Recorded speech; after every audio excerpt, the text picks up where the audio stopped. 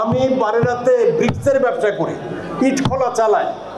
আমি বহু আগে থেকেই ব্রিকফিল্ডের মালিক, ফটো ব্রিকফিল্ডের মালিক, এখানে একটা বাংলা ব্রিকফিল্ডের মালিক। একটা বছর গত সিজনে আমার এই প্রজেক্টে এক ট্রাক্টর মাটি আনতে প্রাণ গোপাল দেয় নাই।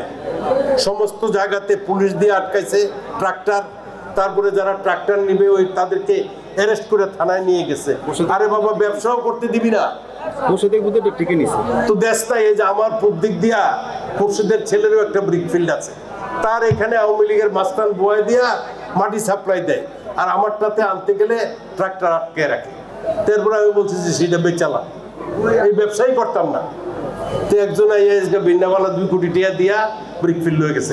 আমি যা, কারণ আমার একটা ব্যবসাও সে করতে দিবে না। তো এইটুকু শত্রুতা, তার সাথে তো আমার এমন কোনো সম্পর্ক না যে এই জাতীয় শত্রুতা করতে পারে। কিন্তু তারপরেও আজকে আমার এতটুকু জনসমর্থন এবং লোকজনের এই ছাত্র জনতার আন্দোলনের পরে যে কোনো রকমের ক্ষতি আমি তার করতে পারতাম, করি নাই। আল্লাহর ওয়াস্তে মাফ করে দিচ্ছি, কারণ তারে তো সবাই চিনে।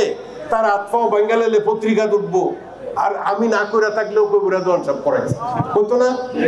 আমার নিজের ইজ্জতটা বাঁচানোর লেগেও তার মার দিই নেই, বুঝছেন না কথাটা?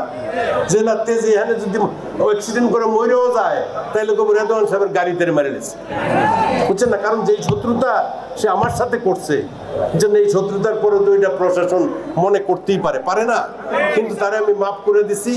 তার কোনো ক্ষতি আমার দ্বারা হবে না। আমি সেই রক্ত নিয়ে জন্মগ্রহণ করি নাই, সুতরাং তার এটা দেখলাম। এখানে মুসেল বাজারের চতুর্পাশে নাকি কিছু মস্তান জাগাইছে, পিস্তল নিয়ে ঘোরাফেরা করে। যেই সমস্ত ছেলেপেলেরা পিস্তল নিয়ে ঘোরাফেরা করো, আর যেই সমস্ত মানরানরা আমার ছেলের গাড়ির পিছন দিয়া থাপ্পড় দাও, তোমরা মনে করো না যে রেদওয়ান আহমেদ নিঃশেষ হয়ে গেছে। রেদওয়ান আহমেদ বাচ্চা আছে, আল্লাহ বাঁচায় রাখছে, আল্লাহ বাঁচায় রাখছে। তোমরা যারা এখানে ড্রাগিস্ট আছো, ড্রাগ নাও বাজারের চতুর্পাশে, আর পাগলের মতো হয়ে বিভিন্ন মানুষের উপর অত্যাচার করো। আমি আজকে তোমাদেরকে হুঁশিয়ার করে দিয়ে গেলাম যে এই 2 জনের কাছে অস্ত্র আছে, কাজীপাড়ার একজনের কাছে অস্ত্র আছে। অস্ত্রগুলা একটা পরিচিত জায়গায় ফেলায় দাও, আমি পুলিশের বলবো যে এই অস্ত্রগুলো তোমরা উদ্ধার করে নাও। এই অস্ত্রগুলো উদ্ধার করে তাদেরকে আমি মাফ করে দেব। আর যদি অস্ত্রগুলা আগামী 24 ঘন্টার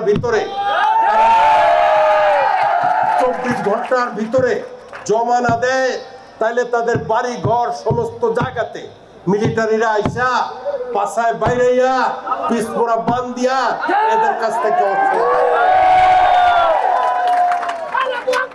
চান্দিনাতে